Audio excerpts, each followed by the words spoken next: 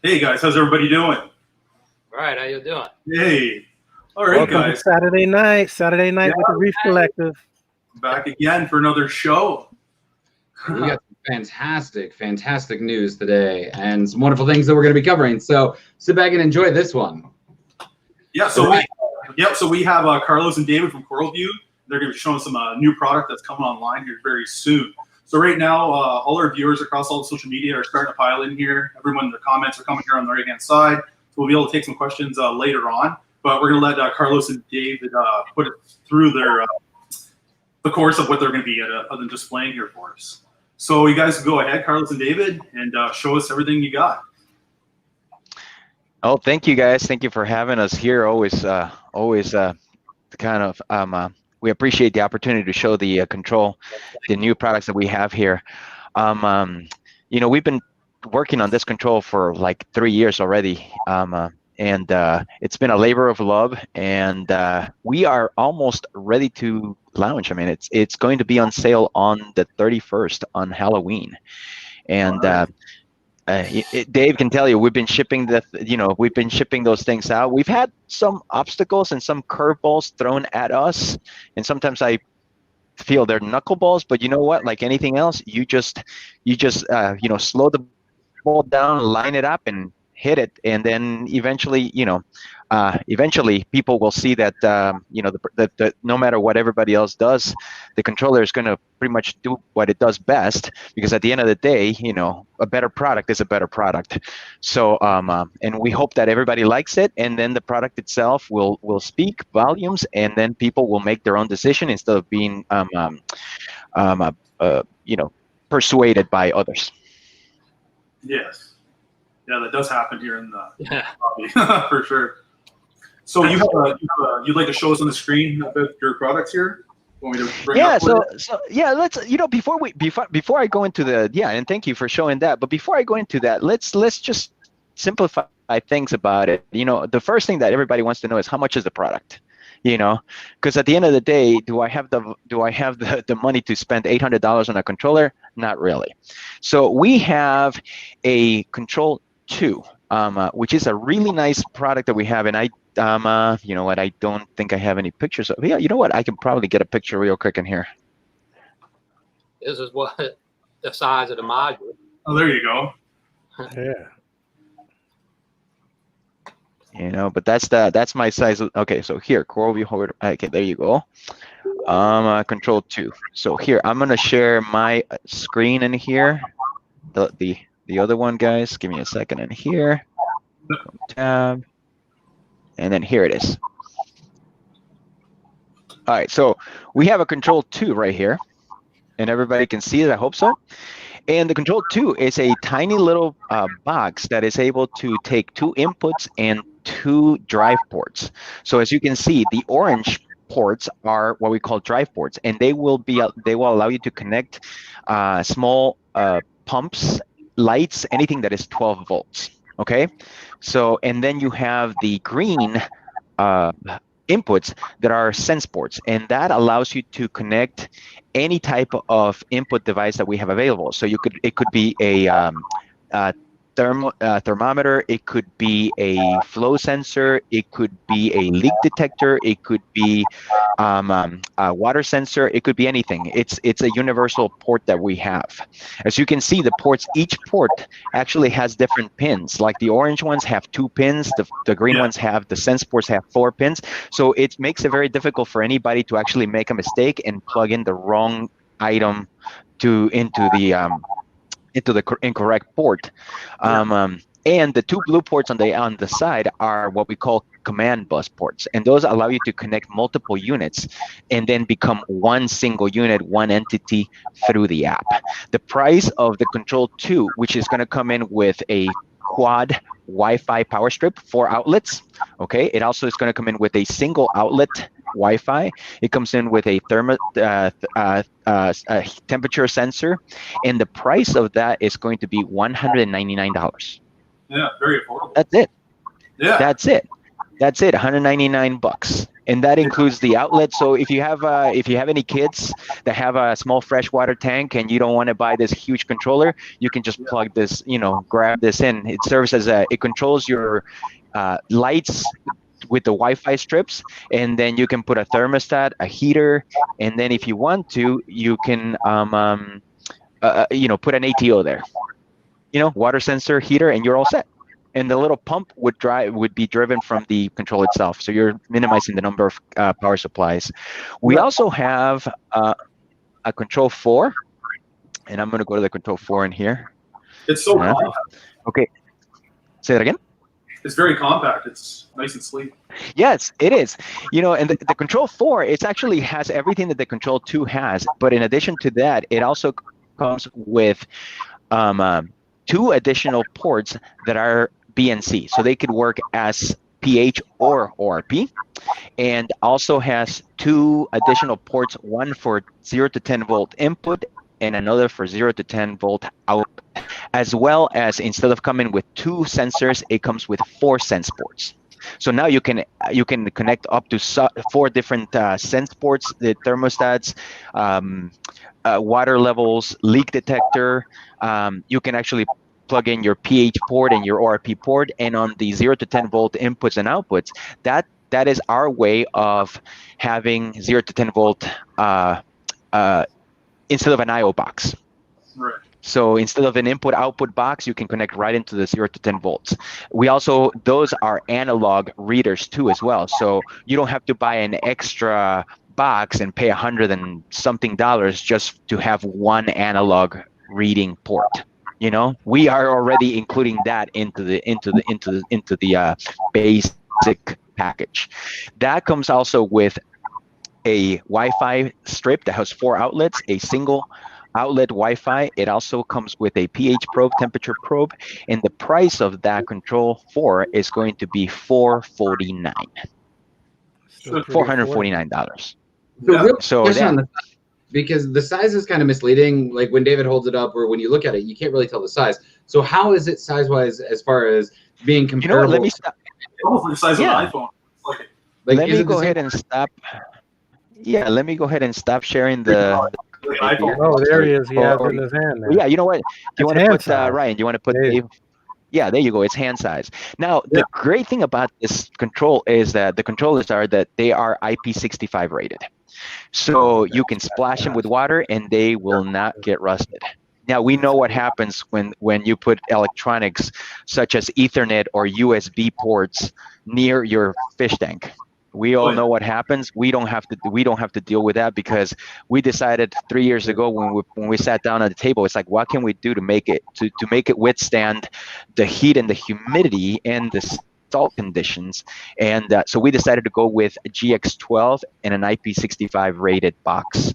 So this is, it was built by hobbyists that have dealt with similar problems through the years, and it's like, how can we fix this? What can we do to make this different? So it comes with a very handy app as well, and we try to make it as simple as possible. The big thing that also we wanted to do 3 years ago was to make sure that the app was easy to use, and the control was easy to use. Something that was able to just, I always said, if my dad can put this together, then it works well. So we used, I don't know if anybody's, if you're Apple or Android, but Steve Jobs used to say, if it takes more than 3 steps, it's wrong. Right. If it takes me more than 3 steps to do something on a phone, it's wrong. So we took that to heart, and everything we've done, everything we do in the app, it takes you 3 steps: create, configure, and upload. That's it. Even a calcium reactor, where you have multiple inputs, multiple sensors, you have multiple outputs, multiple pumps, you still configure everything from a single screen. You do not have to create 3 different outlets and then use code to tie them all together. Yeah, you do that from within a single screen. Yeah, that's the one. And this is on the app. Yeah. So let me go ahead and show you. Let me go ahead and start sharing you the, or let me go ahead and stop that screen, and I'm going to show you the app. Okay, give me a second in here and share. All right, does everybody see the app? Yep. Yep, he's got it. All right, so here is our app, and this is what we did.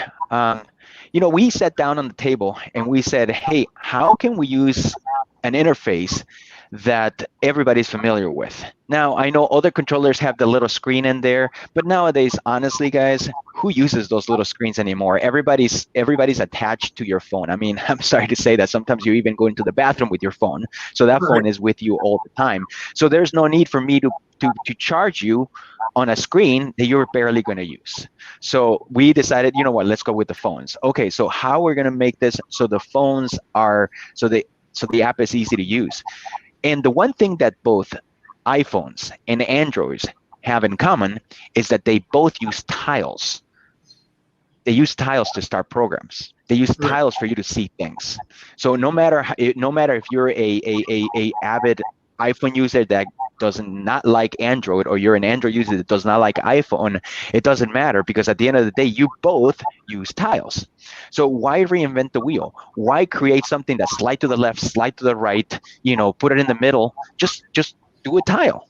Just do a tile. It makes it so much easier to view things than trying to figure out what the hell I'm looking at. So that's what we wanted to do. We created tiles. And we also have an option of, you can actually view things as text. You can view things as a graph, and here it comes. It takes a few seconds for the graphs to, there you go. It comes as a graph, so we try to keep things pretty simple, and intuitive. At the same time, we wanted to keep things simple in terms of configuration. And I know you guys are dying to find out what the configuration is. So let's do a skimmer, okay? I'm going to do a skimmer. So add a new output. I'm going to call it skimmer 2, because I already have one created. Type. Here, we have about 13 different presets, or we call them recipes. Now, the recipes are not what we consider the best. They're not what we consider the worst. They're just a good starting point. They're presets of things that maybe a beginner does not know. They're not aware. Like a beginner will, plug in the skimmer, but they won't think about delaying the start of a skimmer because you lost power and your sump water level is too high.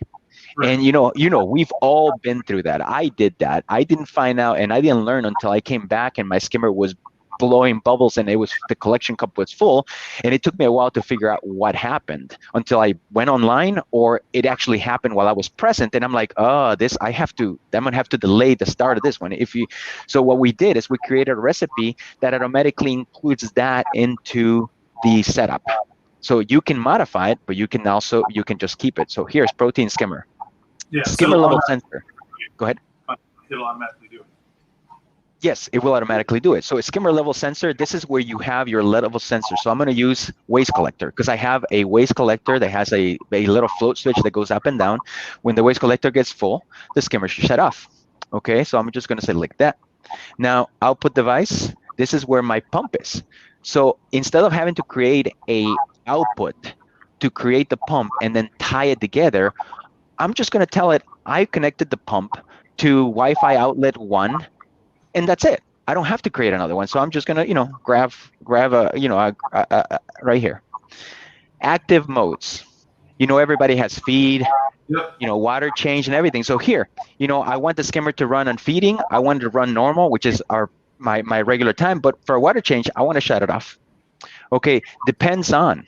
We all know if our return pump turns off, then we should automatically turn off the skimmer. So I'm just gonna go to return pump, and I'm gonna say, if my return pump is off, then turn my skimmer off.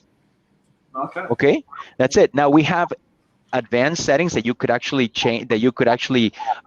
Change. Now, right now, the skimmer will automatically have a delay of start of 5 minutes. But let's say 5 minutes is not long enough for me, so you can change that to 2 minutes or something else, and you're done.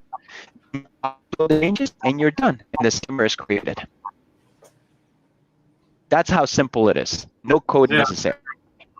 That included if switch 1 is closed or open. I don't know what wet and dry means, but I know it's not very intuitive, and it also includes, if my outlet equals off, then off. That's, but at the end of the day, it's like, what? That's not how my brain works. That's not how a hobbyist brain works. And, I just want to enjoy the tank, and I don't want to be doing chores or having to spend half an hour and trying to figure out how to actually program this. I should be able to just do it within a few minutes without me having to call an IT person or go into a forum to try to figure out how to do it or call technical support. I should be able to just do it right now, like this. So that's how we wanted to keep it simple. Now, question about this menu. Say somebody were to buy the collection cup sensor for their skimmer. Would that be programmed in there as well after you plug it in? You know what? The collection cup for this, the sensor, if it's a collection cup sensor that comes with an IP65 rated GX12, yes. Yeah. Okay, so the whole thing about it is that we can't give you, or we couldn't give the customer an IP65 rated box and then let you connect USB ports to it, because then it defeats the purpose. It completely defeats the purpose. So we have sensors that we will have available. And you know what? I'm sure that, if this controller takes off, GX12 jacks are used in the in airplanes, and they're used in cars. You can actually go into Amazon and buy them there. So it's still a standard sensor out there. So you can do that. So you can purchase. So we will have sensors that you'll be able to connect to that, plug them into the sensor, and then you are done. That's how simple it will be.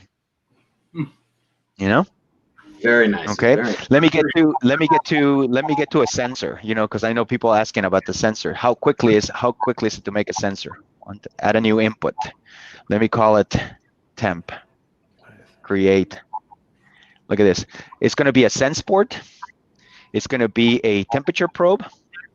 Here it gives me the temperature already, and we set it to a range of, this is safe range. So if my tank gets below or above this temperature, you give me an alarm, and then we actually have notification levels, and then you upload, and you're done. So remember that Steve Jobs, if it takes more than 3 steps, it's wrong. That's it. Create, configure, and upload. And in terms of the notification levels, we wanted to make something simple. We wanted to create something that people were, people would have an implied knowledge of it. I don't want to set alarm if return pump is off, or if return pump is off, then on. And then we're like, I don't know. I mean, that's, it's code. It's code. I mean, it's code. So what we wanted to do is, we wanted to use a type of alarm that everybody's familiar with. Everybody flies. Everybody goes through the airports. Everybody has, everybody's familiar with TSA, orange, yellow, and red. Okay, so orange by default is email. Yellow by default is email and text, and red is email, text, and the actual box will start beeping. That's it. So you can select. If the temperature goes out, if the temperature is below 77 or above 84.2, then okay, you know what? Let's just do yellow. or let's do orange, or let's do red if it's that important, without having to having to go to another outlet to write a line of code so that I can have my temperature, tell me if it goes out of range. It should all be done from the same screen. Why do we need to go to different screens and different outlets to make this happen? Yeah. So now, can you just type the temperature in instead of dragging the bar back and forth? yeah, you can. Well, no, you can't.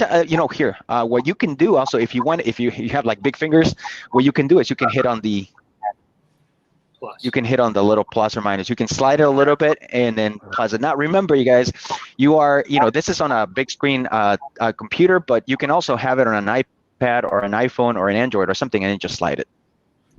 Okay. Yep. All right. So let me show you how to do something a little more complicated. All right. Let's do a calcium reactor. Everybody, the calcium reactor is always the big one. So let me show you a pre-made calcium reactor. So here's a calcium reactor. Reactor pH input. I was able to tell it right exactly where my pH is connected to. Yeah. Here's, as soon as I selected pH, it dropped down and it gave me the range. And we already reconfigured this range. Now, I just added new media to my reactor. So when you add new media, it doesn't take that much to melt it. So I actually had to raise my pH a little bit. So I just did that. Tank alkalinity. I know that you were asking about the alkalinity, and so I just told it I connected my alkatronic to the HYDROS, and then I can select it from here. As soon as I select it, it gives me the alkalinity point. I can slide it. Okay. Output device. This is where my CO2 is connected to. What outlet, what Wi-Fi strip is it connected to? Active modes. Remember how we talked about the active modes? Yep. Depends on. My reactor is based on, is feeding from a manifold. So if my pump manifold is off, I want the reactor to shut off because I don't want my reactor's pump to continue to run. Okay. And then I have some dependencies here, like minimum off time of 2 minutes, and then upload changes, and my calcium reactor is completely done. That's it. That is it. Okay. So can you have for your solenoid, right? So when your outlets turns on and off? I'm sorry, what again? So for your pH, for my solenoid, if I use one of your outlets, it would tell that outlet to turn on and off for my solenoid? Correct. That's correct. So if my pH goes out of this range, it shuts off the solenoid. At the same time, if my alkalinity goes out of this range, then it shuts off the solenoid. So you have two different sources, Right. Okay. Yep, exactly. Well, you answered all my questions. Exactly. So we have that. Okay. Now let's go into a little bit more complicated things. Let's here is something that I have. I call it my cabinet lights. All right, light cabinet right here. Okay. So this is for the people that are looking for a controller that can actually do something a little more complicated. Okay. So we have what we called a generic output. A generic output is a catch-all of everything that we've done. When one of the recipes doesn't fit in, then we use generic output. So I have 2 doors in my cabinet, okay? And each door has a tiny little magnetic sensor, okay? And the magnetic sensor, if it opens up, I want it to turn on the light. So what I did is I created this generic output, and I put 2 inputs, and I can put up to 9 different inputs in here. And I said, input 1. Okay, so if the sensor on my door left is open, and then I put input 2, door on the sensor on the door right is open, then turn my lights out, and my lights are right here. So I could make it so if my left door or my right door are open, then go ahead and turn the light on. If I wanted to, I could make it and. So if the left door and the right door are open, then turn the light on. That's it. Simple. And you can put up to 9 things. I could create a skimmer. I could create a protein skimmer, and let me do that for you guys here. This is going to be a little more fun here. So here at outputs, I'm going to call it skimmer again. 2. All right, so I'm going to create a skimmer, and I'm going to go to generic. All right, so input, I'm going to use my you know what? I'm going to use my waste collector, and I'm going to say if the waste collector is dry, then turn on the skimmer. Okay. Then I'm going to say, you know what? I also have a sump high. So if my sump high, let's see, where's my sump? See, sump high sensor is dry. Okay, then do that. But you know what? I also have a leak detector that I want to turn. If the leak detector is triggered, then I wanted to turn off the skimmer. So here I got an input, and I'm going to call it leak point. And if that leak point is dry, then turn off. Okay, and you know what I want to do? I also have a rope leak detector that I want to add. So let me go ahead and add that. So now I have rope leak detector right here. Okay, so I want if the waste collector is dry, I mean so I want the opposite. If the waste collector is, if I want my skimmer to run, if my waste collector is dry, my sump is dry, my leak point is dry, and my leak rope is dry. If any of those are not true, then shut off my skimmer. On top of that, I could easily put depends on return pump. So if my return pump is off, then turn off my skimmer as well. So all of a sudden, I've put 4 different if statements, or one if statement with 4 different categories for 4 different variables criteria in there, or 5 if you include the return pump. And I can add up to 9 of them to make it even more complicated. You know, again, without writing a single line of code. Very interesting. Now we've looked at the adding the lines of code, adding the instruction to the devices. How difficult is it to find new Wi-Fi devices through your controller? I know that's kind of a complicated system. Let's say you have a separate leak sensor which is Wi-Fi, or like syncing it up to your system. How is that process done? So this is one thing that I want to point out, and then Dave and I wanted to clarify this right here. So we do have Wi-Fi devices, and what it is you actually use a mechanism where you press, and on the Wi-Fi device you press and hold the button, it starts blinking, and then on the HYDROS control on the app, you just go in, add a new Wi-Fi device, and then it syncs it together. Okay, that's how it works. What you end up with is this right here. It's an output here with, it tells you exactly what's being used on that output, and then you can actually put a notification level.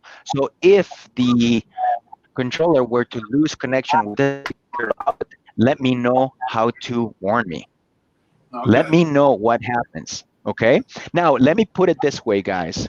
The Wi-Fi, the controller communicates with the Wi-Fi outputs without internet. So one thing is to have if your internet goes down, the control will still remain and talk to the Wi-Fi strips, because the command is not going from the control to the internet back to the Wi-Fi strip. The connection is going from the control to your Wi-Fi router to the Wi-Fi strip. Now, obviously, if you lose power, you got bigger problems than that. And you know what? If another company tells you that they can control their strips while the power is on, then holy crap, you know, that's awesome. I don't think any company out there will make that claim. So yes, so I want to make sure that you guys know, and everybody knows out there, that the connection between the control and the Wi-Fi strip is done through the Wi-Fi, through the router, but not through the internet. So technically what we recommend is to create redundancy, guys. You know, we have our routers for our home that everything connects to it. But what I do is I actually have a separate router in my tank room just for my tank stuff. Yeah, I have one of them too. Nothing else is up. Nothing is loading up my Wi-Fi. So if my internet goes down, then it doesn't matter, because the connection between the control and the Wi-Fi strips is done through my little tank router. As long as that tank router is up and running, the connection will be fine, and the control is going to be able to tell the outlet what to do exactly. Okay. Yeah. Not only that, as I told you before, if you lose the connection to the Wi-Fi outlet, you will get an email, you will get a text, or you know what? If you decide to set it up as an email, text, and the beeping, you will know right away when that happens. Okay. Well, that brings us to a question. We had a question earlier on by Battle OCR. He says, "I want to know, can you wire it directly to the internet instead of using a Wi-Fi connection? Can you hardwire it?" No, we don't have a hard wire for that one. Okay. And the reason why is because it would compromise the IP65 rating of it. You know, it gets splashed. The internet. You know, you've seen Cat what 5. happens when salt water drops right into the Ethernet cable. It rusts. It rusts, and then you don't have any connection. So that's why we wanted to make sure that it was not a wire connection. And you got to remember, guys, I mean, it's 2021. This is not 2010. This is not 2005, where the internet was bad. I mean, obviously, if you have a cheap router that was given to you by your internet service provider, you know, probably you may have a little drop downs and everything. But if you have a good router out there, which they're not expensive, then you will be fine. You know. This. Okay, so quick question, because I mean, somebody was talking about having the rope leak detectors there, which I think is ingenious. That is absolutely brilliant to have something that's flexible, that's going to cover more area. But on the website, there's two things that aren't listed. One is the amount of them that can be connected, and the second one is what is the length on those cables? Yeah. It's 10 foot is the length on the rope leak detector. And there's a connector on the end of it, so then you can add more of them in line. So you can daisy chain up to like, I think it's like 50. You can put 50 on line. Yep. Okay. Yep. Yeah. So Yeah. Now I know that you know, there's people out there that says that they you know, it's like I don't want to use the rope leak detector because it doesn't sit on the floor. You know, get some pegs. God, it's a fish tank. I mean, if that's the excuse that I'm not going to use it just because I can't figure out a way to sit on the floor, get some pegs. I mean, God, that's we actually including some little clips that actually adhere down to the floor. Just get the tape with the plastic on it. It'll sit on the wire. Yes. I mean, at least at this point, if you put some pegs in there, you have a long area instead of putting a single leak detector. And if you happen to put it uphill to your water, then it's going to flood everything, but it's never going to touch the actual leak detector. So you see what I'm saying? It's like if that's your excuse, that's a pretty lame excuse. You know, just get some pegs. Everybody's, you know, you're in a fish tank. Most of us are pretty do-it-yourself, or at least we try to be a little bit, you know? Yep. Very nice. Yeah. We have another question here from Mark. We want to take this one here. What's the difference from your controllers and other smart outlets? Switch on or off, or how much better is it that it is really? Well, the thing about it is we have an app. We have a controller that is telling everybody what to do based on readings. You know, you can go to Amazon and buy a Wi-Fi strip, but then try to use that Wi-Fi strip to turn on your lights. You know, I mean, to turn on your calcium reactor when your alkalinity is below 7. Yep. Good luck, unless you're a software engineer, can do it yourself. So that's the big difference. The difference is not the Wi-Fi strip. It's the conglomerate, the way we put everything together easy for everybody to understand, to use, and to actually execute. You know, and I haven't even gotten to the collective part, which kind of brings it to you guys. You know, but we actually have what we call a collective. And what it is you can actually connect you can connect multiple HYDROS controls together. Okay.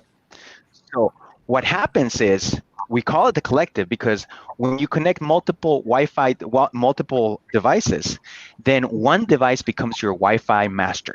One device is taking care of telling the outlets on, off, do X, Y, and Z, okay? But what happens is if that device were to come down, lose internet connection, then all the devices which were only on standby will automatically detect, hey, the master is not working. Then they will assume the Wi-Fi devices.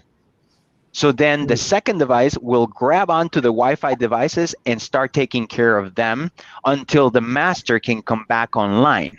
So we have built a lot of redundancies. If that second device falls off the internet, then the third device comes in and picks it up.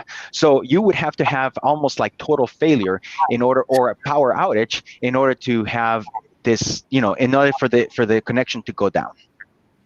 You see? So we call it the collective. You can add as many devices as you want, and they go into a single interface. And let me share my screen again, just for you guys to see in here. Let me share my screen right here. So right here, I'm going to show you. I'm going to scroll up, and here I have 1, 2, 3, 4, 5 devices, 5 HYDROS devices, all connected together, working as a single. I don't have 5 devices here on the left. All my devices, I can see them right here. And when I want to add an output or an input, they're all showing right here. They're all showing right here. So I don't have to configure the devices individually. They all show as a single interface. So as far as you're concerned, or as far as the app is concerned, the 5 devices are treated as a single one. So right now, my Control 4 is my Wi-Fi master. But if my Control 4 were to go down, then any of these 4 other devices are more than capable to pick up the Wi-Fi and continue to run the power strips without any problems. Huh. So as you can see, more brains are better than one. I know there are people out there telling you that it's just one, the one brain reliability. The problem is that if that brain goes down, then it goes down. We have multiple brains and all capable of doing the same thing to take over and control the Wi-Fi strips if something were to fail. So we've built a lot of redundancy to this system, because everybody that built this system, everybody that was contributing to this system, were all hobbyists. Even the engineers themselves have fish tanks. And now I see in your control panel, in the view that you're sharing, I see that it monitors voltage to an extent. Now, can you set an alarm based on a drop in voltage? That is a feature that is going to come in, that is going to be coming up soon. We're working on that, and you have to remember, guys, the competition, most of the competition out there has had 20-year head start on us. So it's going to be a little bit, it's going to take us a little bit longer to get all the features out there, that we have. But it's definitely a feature that is coming up. It's coming up. Okay, so you'll be able to tell it based on the voltage. And you can view some of the things on the voltages, like, I can go to my my Alcatronic right here, and I know the Alcatronic is drawing 112 volts and 140 milliamps and 1.6 watts. Okay, yeah. Now here's my Alcatronic. Look at this. This is the way we've actually created the Alcatronic connection. The competitors out there, they have to connect to the Alcatronic using a BNC cable, which takes away one of your pH ports. So if you want to have a calcium reactor, you have to have 2 pH ports. You have one for your tank and 1 pH port for the calcium reactor. But if you want to add an ORP, you're out of ports. Now you have to go and purchase another box that gives you that. So what we did is, because it works, it's owned by Focustronic, and Focustronic is one of the companies that we distribute. We went to them and said, hey, this is what we want to do. They have a cloud, so we are able to tap into the cloud, gain your permission, with your permission, access the account, and get results from there. So once you do that, you can actually have warnings right here. So I can actually set my alkalinity and set the warning level. And here's a cool thing that we've created. I know that one of you guys is an Alcatronic user. Yeah, so so if you had an Alcatronic, you would know that once you run out of reactor or of reagent, it goes into a code 1, and then it stops updating. So then if I ran out of reagent at 8 o'clock in the morning, and my alkalinity was 8, then it's going to continue to say 8 through the entire day, even though it's not really the truth. Exactly. Yeah. So what we did is we put the stale samples notification, and what it is that an example would be, if my Alcatronic tests every 4 hours, then my stale sample is going to be 10 hours. So if the sample is more than 10 hours old, sound me an alarm. Yep. Now, it's not going to tell me that I'm out of reagent. It's not going to tell me exactly what the problem is, but it's going to tell me, hey, your Alcatronic hasn't updated the cloud with a new result in 10 hours. You may want to go and check it. Yeah. These are the little things that make a huge difference to everybody. And these are the things that are not in a manual. These are the things that only people that actually work with the product have knowledge of. Yeah. Well, You know? it's nice with a case like that because, you know, I run the Alcatronic and I actually don't have a free port, you know, to get my readings on my controller as it is, right? So it's nice having that feature where it's just over the cloud. It's definitely a good point. Yeah, I like that. Yeah. So you see where we've spent a lot. We've spent a lot of time on this controller. We spent a lot of time on redundancy. We've been testing this controller for months already. We have a beta group, and there's a funny story that some of the beta testers will tell you as well. Is that when we first sent them the control, I sent them instructions on how to connect the control to your Wi-Fi. I sent them instructions on how to connect the control to the cloud.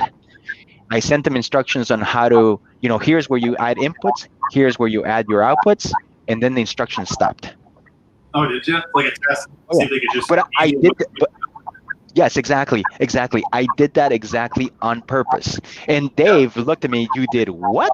And I go, Dave, just, you know, and I think, and then you ask the beta testers, and I know some of the beta testers have joined us on the chat in here, and they'll tell you they were able to add inputs, they were able to add outputs without a single problem. I mean, they were just able to do it because they just, as you guys can see, the app kind of walks you through the process. The app walks you through it. The hardest part, I think, is to stop thinking the same way we've been trained to think for the last 20 years. Because we've noticed that actually people that didn't have any controller of the beta testers, people that did not have any controllers before, they were able to set up the control a lot easier than people that had a control before. Because the people that had controllers before were expecting or thinking that things were going to be done in a certain way when they're really not. Just because it's done one way doesn't mean it's the right way to do it. You know, there's always an alternate way, you know, and, you know, we just love this controller, and we hope that, you know, competition actually brings some type of innovation, because the controller industry has been very stale for the last few years. And we just wanted to come in here and offer an option that was different, and it was that we think is easier to use. At the end of the day, you make the decision. At the end of the day, don't let somebody tell you don't buy that controller, or don't let somebody tell you, you know, that controller is bad. Make your decision for yourself. Look at it, look at the software, and then make your decision, and then tell us. If you don't like it, that's perfectly fine. We are not going to take it personally. Well, exactly. But if you do, that's great. Yeah, you got to make your own decision in the end, right? You can't.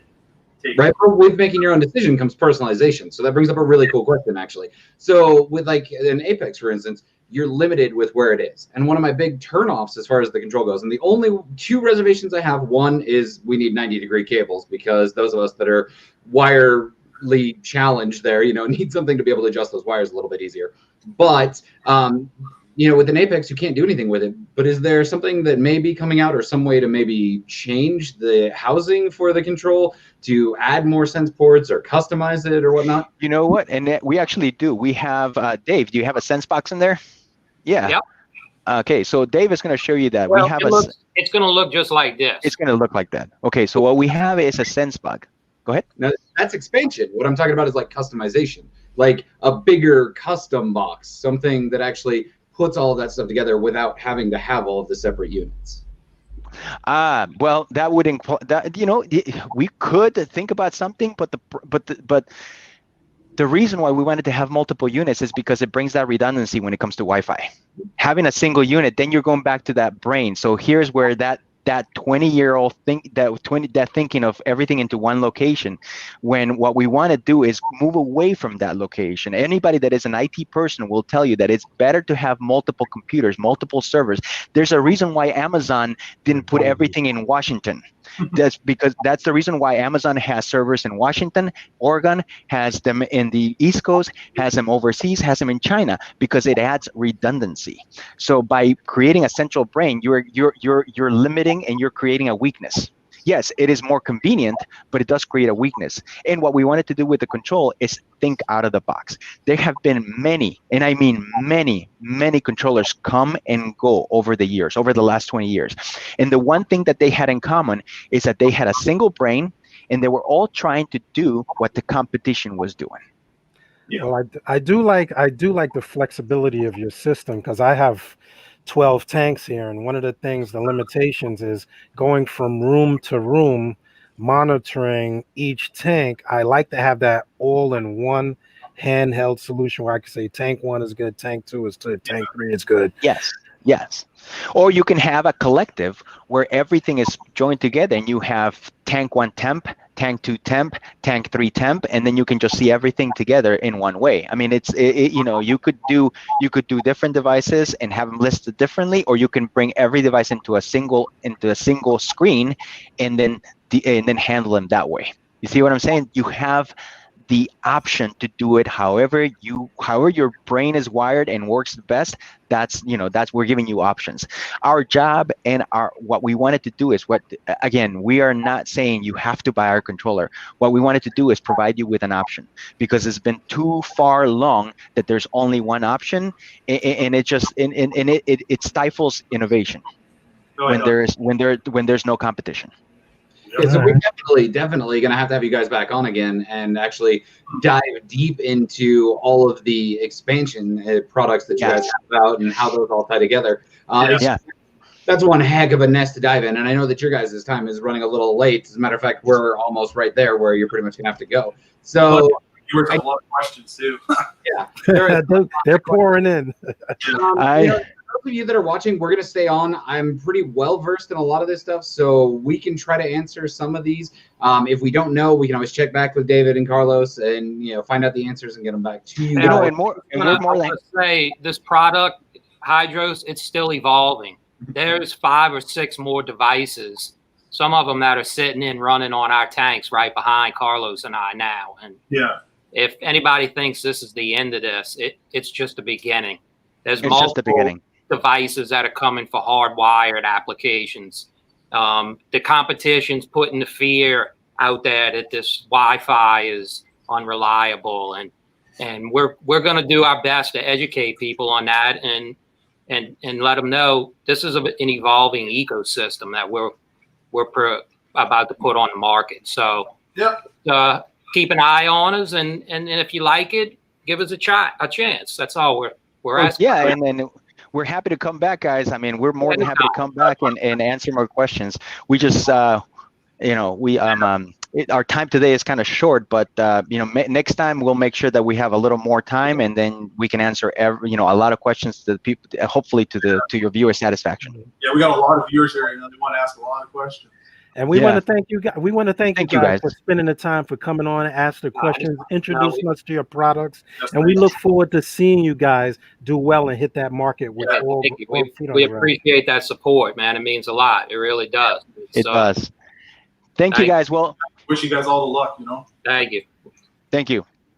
So we appreciate thank you guys for watching. Thank all our viewers for getting such great questions. We want to thank you guys for being a part of this. And we're here to learn and share. That's what we're all about. Right. Exactly. All right. David, appreciate it. Thank you. Appreciate you. Yeah, bye.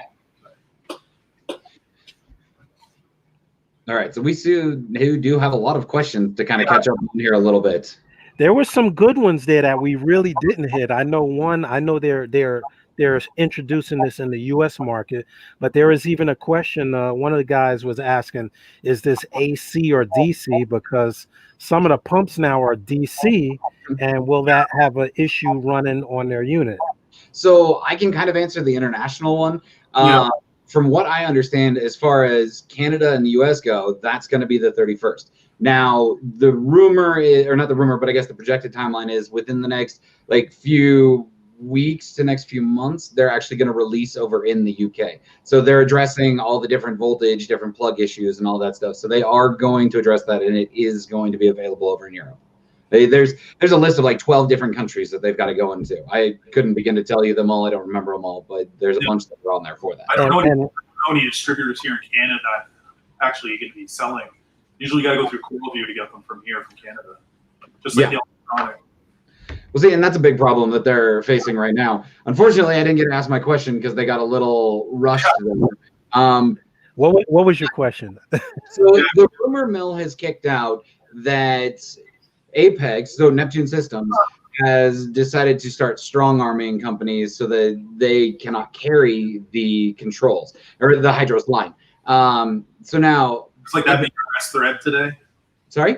The BRS thread today. Well, I mean, that's part of it. There's a lot that's going on, and Neptune Systems is doing what they normally do, and they're flexing. Like, you go to search for negative stuff on them, you can't find it. I mean, I've seen tons of threads where their products have caught on fire, but good luck give it if you look for it. I mean, I saw pictures where a guy's house almost burned down because his auto feeder, like the gear jammed up on the food or something, and it overheated and it lit the whole thing on fire. Just destroyed his tank, messed up his house. Dude, I'm not gonna lie. I don't knock any company, including any big company, but I had a issue where water ran down that line. It's interesting that he mentioned not crossing IP66 cables with other cables, because like I remember the CPR backpack was a popular skimmer. Hang on the back skimmers tend to have condensation that runs down that plug. And if it doesn't shut off the outlet, you have a surge at the plug.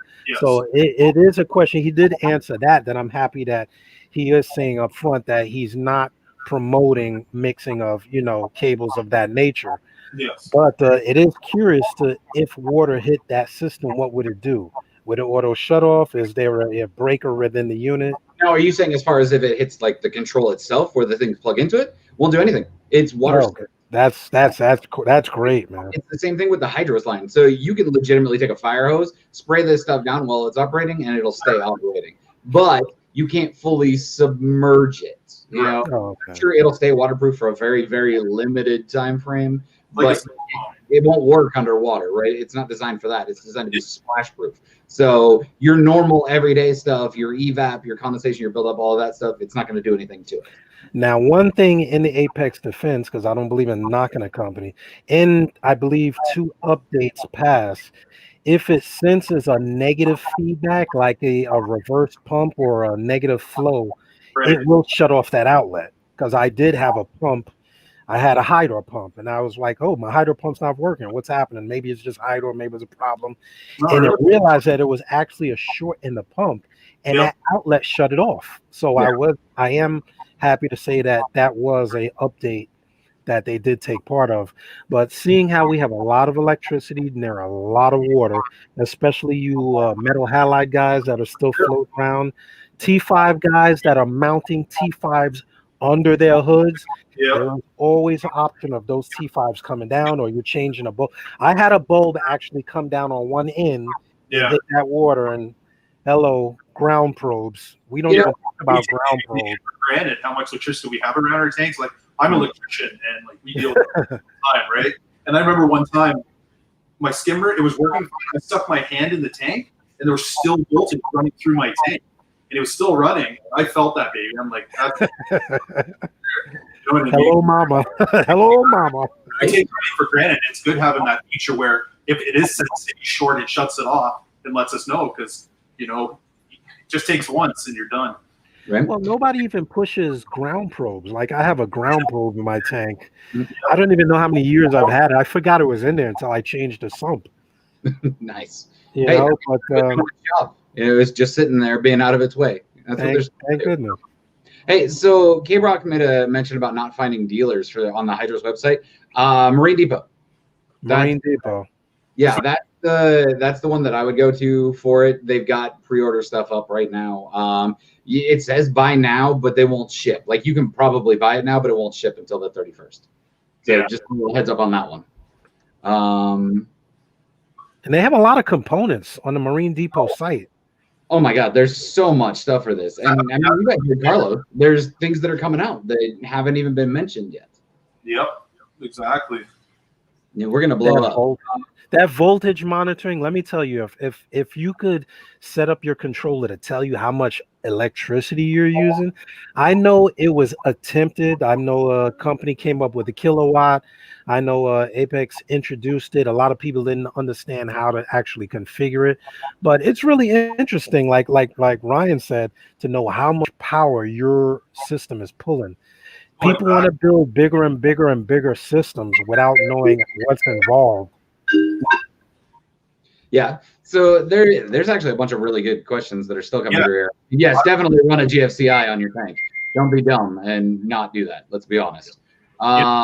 Here, I'll pull them up. There's so many to go through. I'm trying to get them all. Well, on the same side, some T5 lighting and some LEDs people find won't turn on when they plug it directly to certain GFI outlets. I don't know what it is, whether it's a compatibility, whether it's the cheap Chinese boxes or anything like that. But there are instances where they won't cut on, and sometimes that outlet is the issue. Well, what happens is GFI sense, a little bit of like electricity, right? Because some pumps, if they're, their windings or whatever, will set off a GFI, so you have to be careful. That's crazy. Oh, one thing that we didn't ask them that's always been a big point about this. A lot of people want to know why the system doesn't come with a salinity probe. And from what I've learned, it's two reasons. One, they're inaccurate. Okay? I didn't even know that.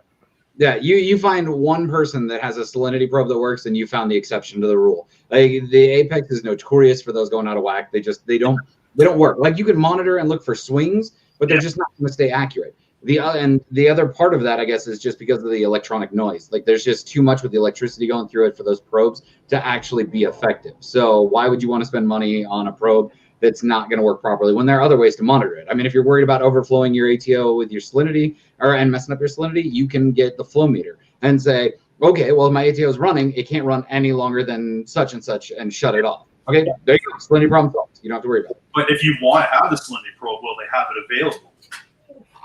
That I don't know. I'm assuming probably, like everything I've seen, there's been a pretty strong stance against them, which makes sense. I mean, and let's be honest, if you're not watching your own salinity when you're busy doing water changes and stuff, you're probably doing something wrong. Well, here's the thing in their defense. With people that have auto top-offs, you absolutely want to have a salinity probe just in case a float switch sticks, something like that. That salinity starts dropping. You want to signal the auto top-off to turn off. I've known multiple people that have had catastrophes because they just had auto top-offs empty into the tank. Well, how long does your auto top-off normally run? Well, I know the basic one has I think it's a 2-minute maximum. Like you can set a dip switch so that it runs no longer than 2 minutes. Like in general, your average between the time your ATO kicks on and shuts off is generally anywhere between 30 seconds and a minute. Tops generally if you're setting your levels within a pretty tight tolerance set, right? But it will cut on and off as long as it's requesting that level is not correct. It will keep sending the signal to the auto top off to cut back on again. So there you go, CoralVue. They just hopped on with theirs. They're just saying we're exploring new types of salinity measurement devices. So that's handy because I do have mine, and I do watch it regularly for swings just in case. The biggest thing I find there is having the other wiring around, the other electricity wires. It creates like an interference. You don't get a best reading. So I kept separate, put it in a different part of my sump, away from everything. I get a lot better readings that way. It's a lot more accurate. But that's exactly what I was talking about with the noise. There's too much. All the noise, exactly. Yeah. So, but what I'm saying is like a safety net for that is you can put on that 1/4-inch flow meter and then program it into the control and says if it runs longer than 2 minutes, shut it down. Right. Yeah. Yep. There are ways to keep from having to use the salinity probe. And like Mark says, the pH will drop. Yeah, which is another big problem. Okay, so yeah, they said that you can add the salinity probe. See, and I didn't know whether or not you could add it, but again, I mean, for all the reasons that we just covered there, I wouldn't add it. Like, there's no point for me personally to add it. The CoralVue right there just popped it up. A traditional salinity probe could be added to the HYDROS. We can do anything we want. Y'all. Well, the beautiful thing about this system is, I don't want to hawk on the price, but price can be a big factor for a lot of people going into reefs. Like it's very intimidating when you look at the overall cost of a reef system versus most hobbyists that start off with freshwater and phase over. Not only can you get into the controllability, but you can use this to operate multiple systems. You can run your freshwater planter tank and your saltwater planter tank with different parameters and monitor it. I mean, I'm really excited for that because I have 2 controllers in my house now, going on 3, and having 3 different systems is like, it's a nightmare.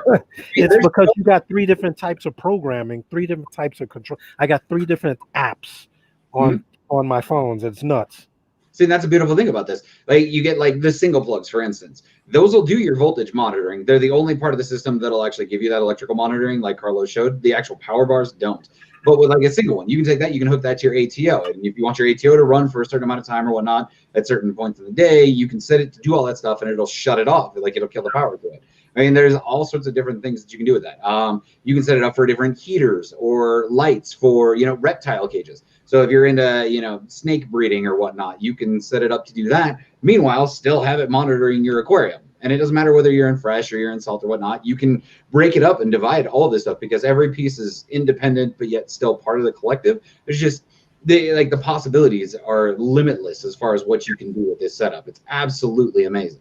I was really happy to see about the calcium reactor control as well. That was a big one for me to see. Oh, I'm excited for that because I mean, I've got a calcium reactor that's still sitting in a box that I've had in a box for almost. Me both. You got to break that down. I showed Ryan mine has been sitting there for like a year. Humongous reactor. You got to set that reactor and forget that.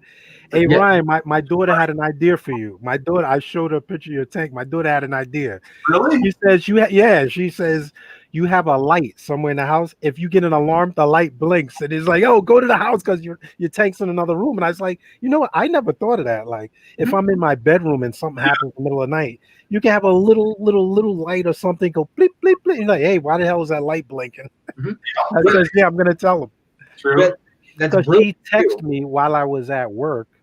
She texted me, I just set up my controller with a heartbeat monitor, but I never used it before. And I was getting a message saying, oh, heartbeat monitor. I forgot what it was, but she noticed the lights cut on. I set it to cut on the lights in the stand and cut off, cut on and cut off.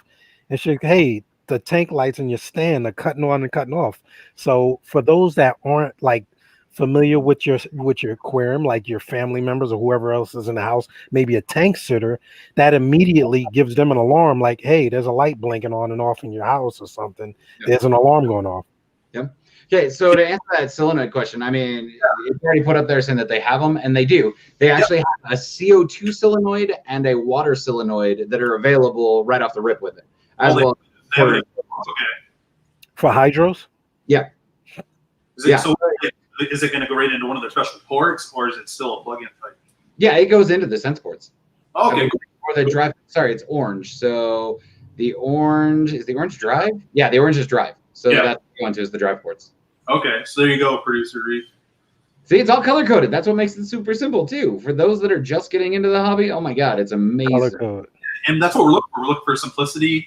And you know what? Like, it's just you open it up and it works, right? And that's this method. Keep it simple. Exactly, because a lot of people get scared of all the stuff they see on our tanks. Like, whoa, like, can I even do this stuff, right? You know what I mean? Oh, it's intimidating. Oh yeah, exactly. It's like even calcium reactors look very intimidating, but as soon as you know the basics of it, that thing is one of the best investments like I've ever made with a calcium reactor, and I love it. You know what I mean? Dude, I'm scared of it. I've been looking at it for a year. It's just you know what it is. It's the more you put on the tank, the more you have to watch, and it gets like but you forget it, man. Like that thing, I have it set. Forget it. Like the controls of it does the solenoid on and off. You know, my pH. I got my melt point. I just have everything set, so it just goes throughout it, and it's a great product to have. See, that's the beautiful thing about this. You know, you set it, once it's set to where you need it to be, it's going to let you know if there's a problem. So you don't have to monitor everything. Like it's a cool little feature. Does it have the graph? Will it have the graph for your pH swings up and down? Because like when you're melting your media in your reactor, you know what I mean? Because sometimes it goes a little above, below, and you got to set your point, reset your points. Hopefully it shows that graph because you're like, oh, okay, I need to add a few more bubbles of CO2. You know what I mean?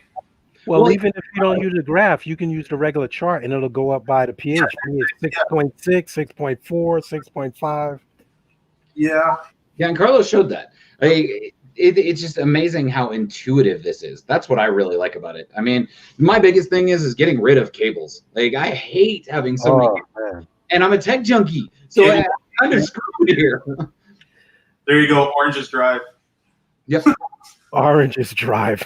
Which is cool because I mean, there's I just started using the Wi-Fi leak detectors made by other companies. So asking him how hard it was to add a Wi-Fi device to your system and create it. Yeah. Oh, he kind of sold me right there because I'm on multiple floors. I mean, my main system is the first floor. My other systems are in the man cave. Yeah. And if I got a leak in either one, it can tell me leak on the first floor or leak on the second floor or whatever. This sounds like the system for you, D.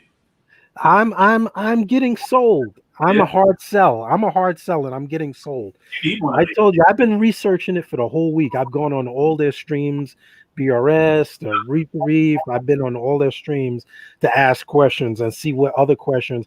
That's why I love our stream here. The fact that we're looking at these user questions. Yes. Sean's got his own questions. Ron's got his own questions. You never really think of everything, but someone else will say, "Hey, can I do this?" And like, "Oh, I didn't even think of that." So yeah, and we got all the viewers' questions. Can't leave the viewers out. Yeah, there's a ton of them, like a lot. Yes, you know this one here. So Mermaid's Reef, CoralVue. What is the difference between your two power streams? Yeah, that one I don't know. I'm assuming from what I've read about them and everything, I needed to ask that myself. But I assume it's really just design because we all have different size tanks. We've got different links. We have different needs. I'm pretty sure that that's all they are because it should be, let me look. So 4 and 4 and 4 and 4. Yeah, I mean, it's the same amount of USB ports and it's the same amount of normal outlets on it. So I'm assuming it's just orientation due to like constraints as far as where they go. Like I haven't even looked at the starter one. Yeah, because I wanted to look at the maximum ampage in each outlet, each strip rather. It looks like the 2 and the 4 come with the same power outlet. Yeah, Don says the 4 outlets has 4 outlets. The single outlet can be measured current consumption and handle higher loads. I like the interface. Even though it's only Apple so far for us Android people. But what are you talking about for the HYDROS app? Yeah, no, it's on both. He said it was developing. It should be on both. I don't know. Check the store, the app store, real fast. Yeah, let me look at it. Is just go into it and search the HYDROS app. It's going to be the same app there. So I just noticed a question in here, actually asking if I breed snakes. No, I do not. Snakes. What made him ask that? I like snakes, but I like them when they're owned by somebody else. You mentioned it, I guess. I did, but I was talking about versatility. Like, you're honestly only limited as far as your imagination. It is, everybody. HYDROS on the Android. I learned something tonight. I didn't know you were a snake wrangler. Right? He's a snake wrangler. He's Jake the Snake. Let's see. So HYDROS is on the Android. There it is, proud and true. Nice. Okay. See, so you got access to it. And I have it on the iPhone for you iPhone people. I'm an equal opportunity user. You got flexibility, dude. You have to, because some platforms aren't as flexible and you end up with all these different things going on. And it's like my goal is the smart home, and that includes the aquarium. So if I come home, I want the house to be smart, including the aquarium. That means smoke detectors, the ring door, like everything. If you get one alarm, it triggers everything else. So Dave, to answer your question there about when they're going to be released, Halloween. So there are 2 options there. You've got the option of the Control 2 starter pack at $199.99, but then you've got the Control 4 starter pack at $449.99. So, a quarter to half the price of an Apex to get the automation that you want for your tanks. To get the party started. Which is nice. I mean, at that entry point, you can't beat that. Like, not at all. That's the best yet from anybody. That was a huge turnoff for me when I first got into the hobby, because I was like, man, I love all my tank stuff. I really want an Apex. And then I started hearing things about Apex, and I'm like, and I won 4 of them in raffles. And I've sold every single one of them or not taken them and traded them out for other stuff. I have the coding, and I don't want that experience. I have the Apex. My thing is, do I want to get a new Apex and abandon my old one just because the new devices, like the testers, aren't compatible with my old one? I was really upset because I'm like, now I have to reprogram everything. I got to rewire everything. I had it on a case. Yeah, it's true. I want expandability. This system, I can keep adding. That I like that. Well, and that brings up ATS question here. He said, "Can you plug the 4 into control things in multiple tanks?" I've got 7. Yes, you can. Yeah. I mean, you can expand it to however many tanks you want. I mean, you're limited by the amount of ports that are on there, so you're going to have to buy some stuff, you know, like a sense port or whatnot if you wanted more sensors. Because me, again, tech junkie, I need more sense ports than the ones that are included in there. So I'm going to have to get one of the sense boxes. Now, the sense boxes, and don't quote me on this, people, but if I remember correctly, they're going to be about, I want to say it's not that much. 50. I'm pretty sure it was 150. I think it's 150. I'm looking at it now. Yeah, I mean, they're going to be pretty awesome. Yeah, so I mean, we've definitely got a bunch of really cool stuff to look at. Even for the Apex EL, this thing seems to offer so much. It does, Dave. Like, this thing is huge with what you can do. I mean, for the price of an EL, you can get I mean, if you really wanted to customize it, you could get just the HYDROS Control 4 for $350, and then you can get the pieces that you want to actually make it work the way you want. Or you the starter kit, you've got everything there. Build the system you want for your tank to customize it that way. So it doesn't. Everybody's different, like you said before. Everybody's tank is different. I might need a couple extra probes compared to you, or you know. Yeah. So okay. So controlling heaters and all that stuff. Yes, you can do that. You could set it up to where if you had different temperature probes in the different tanks, you could control that. Again, redundancy is key. So you don't want your outlet controlling your heater. You know, don't be one of those people. You know, plug in an Inkbird, plug in the BRS controller, something like that on top of it, just so that you have redundancy there. Because heaters are the most common part in a tank to fail. Yeah. Be safe. So ATF looking if there's a way to control wave makers and heaters in 2 or 3 tanks. Yeah, and that's what. That's what he just said. He just mentioned that. Yeah. So the drive ports, you can, so like with the wave engine, it's going to be run the same way with the app as far as the control in the wave engine goes. But with the wave engine, you can control each individual pump, or you can set them to work together and then control the function that they're going through. So all the different modes and all that stuff. So yes, you can control multiple tanks with multiple pumps from the same control. Okay. Michael, which device are you guys talking about? We are talking about the HYDROS controller. By CoralVue. Yes. So how does it manage the power for multiple units? Each unit has its own individual power supply.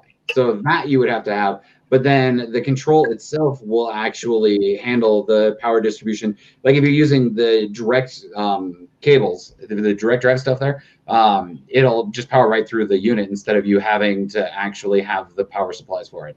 Like I'm running 2 Gyre XF350s and 2 Pulse 2s on my water box right now. Those are hooked into my wave engine. I have 1 power cord instead of 5. Yeah, that makes sense. Absolutely stunning, you know, as far as wireman or cable management goes and everything. The better. Less cables, the better. And that would make it, because sometimes you have to buy, like, you get like the controller and you have to buy the extra one that clips the dual controller and the... So you don't even need the controller anymore, Sean, right? Is that what you're saying? No, I don't even need the controller. So the cool thing is, like with the pulses, you find the one with the controller, you can buy just the pump and save yourself. I think it's like $50. Yeah, you right? save yourself Plug it right in. Just buy 2 individual. You don't need to buy the one with the controller anymore. So Sean, what are you running them through now? The wave engine? Yeah, so I currently have a wave engine. I am getting a Control 4, so I'm going to be able to put more of the techie stuff on it. I'm not going to use it to control my wave makers just because, I mean, I've got 2 wave engines, so I'm going to use those to take care of all of that for me. So CoralVue, they jump back on here again. The IceCap dual Wi-Fi controller also uses the HYDROS app. And that's what I use. I use the IceCap dual Wi-Fi controller. Yeah. Yeah, see, you can throw that thing away if you get a wave engine or a control. Yeah. And then the same HYDROS app can power 2 gyres. Cool. So will this controller work with the interface on Ecotech or AI products? Okay, so John, from what I have learned so far, yes and no. That's kind of a double one. As far as the AI stuff goes, no, I haven't seen anything where it'll integrate with that. However, you can get a wave engine that has the Ecotech chip in it so that you can control the Wi-Fi waveforms. So like the MP10 and the MP40s that have it on there, you can use that, but you can't control the lights. The lights still have to be done through their app. Okay, because, you know, they just use that new Mobius or whatever. Yeah, which I absolutely hate, but at the same time, I mean, let's suck it up. Hey, ATF, I'll let you know when I can come by because I fragged a hell of a lot of coral this week. I took a lot out of the tank. Yeah, and I added some, so we got a sidebar. We got a sidebar. That's coming soon. Nice. Yeah. There's so many just options as far as everything that you can do with this. That's what makes it a real contender. I mean, you've got the so super hush hush on that one. But yes, there is a form of battery backup that's being worked on right now. So that one actually got announced on Devin's stream there. So there is some stuff there. Something like a UPS backup for it or something? Oh, so Jeff said that it can control the radions. Well, okay. That's it. I'm going downstairs when we get off here, and I'm going to play with that. That's interesting. You have the Radion, Sean? I do. I've got XR30s above my water box. It can control. Okay, this is Jeff here, Jeff Johnson. Yeah, because I've got the G5 Pros on my water box. Yeah. With the same chip. That's interesting. That's cool. Something I didn't know. So I'm definitely going to have to go play with that now so that I can actually look into that and figure out how that works. That's exciting. I'm excited about that. I mean, actually, Sean. Huh? You just learned something tonight. I did. So I have my XR30s over my water box, and I have two XR15 G5 Blues over the concept tank, all in the same room. So now I'm going to have to go mess with that and see how it works with the Wi-Fi-ish stuff there with that wave engine. As far as like separation goes away from the box, they're in the same room. It's gonna break your heart. So now, are you gonna phase out the controller? Or are you gonna run everything and roll over to the HYDROS? Well, Jeff just gonna say AB. It's not a available feature. We would have to reverse engineer it. Well, that's unfortunate. Now I'm sad. Okay. Cry now. But how you gonna say that though when you just said that it can control the radions? Like what's going on here? Come on. We need some straight information here now. Actually, you know what's really funny is Ryan is messaging me. So Ryan from Reaquatics, and he's saying that he wants to jump on for a minute. What do you guys think? Should we let him on for a minute just to see what he says about this? Sure. He's a hardcore. You got the link? It's a free country, baby. I do. Let me pull it up here because now I'm kind of curious. But what are you guys thinking about this? You thinking you're gonna want to? I think it's on my next. I think October 31st is gonna come to Brooklyn. And I have a new. I still have. I'm on the fence. I'm telling you, I'm a hard sell. He's a hard. I want to push the envelope with this controller. Okay. Well, I'll tell you what. Give me a couple of weeks, and I'll get mine in. I'll set it all up and everything. And then I'll let you know like what my initial thoughts are on it. Because I wanna look at the expandability, like what other devices are actually out of beta, like what's been tested and what's actually running. Mm-hmm. Like myself, I have a new freshwater build coming, and this looks like something that could put on it. You know what I mean? Oh, definitely, absolutely one on there. The build. Look, we could have collective controllers and call them the collective. They could all talk to each other. Yeah. Wouldn't that be great? The collective Wi-Fi, but you heard Carlos. It doesn't work through the internet. It works through Wi-Fi, but not the internet. Okay, so Ryan, I sent you that link. So if you want to join, let's get you on here real quick because we're steadily running out of time. CoralVue says join the movement. Right, join so the movement. Definitely. I'm telling you from a user perspective, with everything I've used, I would. So again, the complex nature of it steered me away from an Apex. With this, if you're just getting into controllers and everything, this is one hell of a way to jump in. It really is. Yeah, definitely. Like myself, I think I'm really considering putting on my freshwater build. Well, and the cool thing is are you going to do Planet on your fresh? Yeah, it's going to be Planet tank. So it's got the CO2 solenoid that you can put on there to measure, how much. That's what I need. Yep, exactly. On this system behind me, I have CO2 running. I have CO2 upstairs, and I want something that can differentiate tanks, differentiate levels. Yeah, it'll definitely do that. Yeah. Yeah, like I said, just the way that it works is cool. And even that, not having to go out and go buy whole new controllers and everything is kind of a cool little feature. We didn't really get into it again with the Sense box and everything, but with that, I mean, it kind of works as its own controller as well. So you could set that up for, you know, a auto water change or an ATO. I mean, not an ATO, but like your RODI setup and everything. You can set it up to monitor all that stuff. Yeah, with the solenoid, I'm surprised. I didn't see that they had their. Learn so much more, you know. Ryan, he says he's in the back room. I don't see him unless you send him the wrong link. He might be the wrong link. That is a true possibility. I'll resend it to you, Sean, right now. Okay. No, but I'm super excited to get this. I really am. I did have a little bit of an issue with my wave engine when I first got it. I just couldn't get things to work properly, but only in the sense of user error. There's been a few updates since then, and it's a lot easier to use now than it was. I love it. Also, another cool thing that Carlos didn't show, one of the cool voice control is coming. All right, that just popped up. That definitely caught my eye. I want voice control so bad.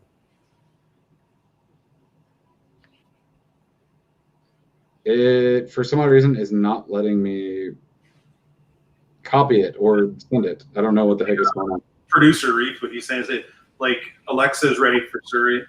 Yes, it is. I have Alexa. It's hooked up. It's hooked up. It's on my home system with Alexa or your Google Home. It has all the commands as well. It's pretty cool. And I mean, you really don't use the voice commands. That's usually for like guests come over and you want to say, "Hey, Alexa, turn the lights on" or something crazy. It says, "Welcome home, Farm Boy." I'm like, really, Ryan? Welcome home. When I walk into my man cave, it knows who's here. Ryan's in his Michael Knight phase. With the flashing green lights. I was going to say, I noticed that we don't see the Felix controller there in the background with its little Knight Rider thing going on. It's right here on my left-hand side. It's not. When he does the videos, you can see the reflection of that green light in the videos. No, I'm not running the tonight because I found with all the fish and stuff, movement, it really messed things up too much. So the world wants to know something, though. Oh, here we go.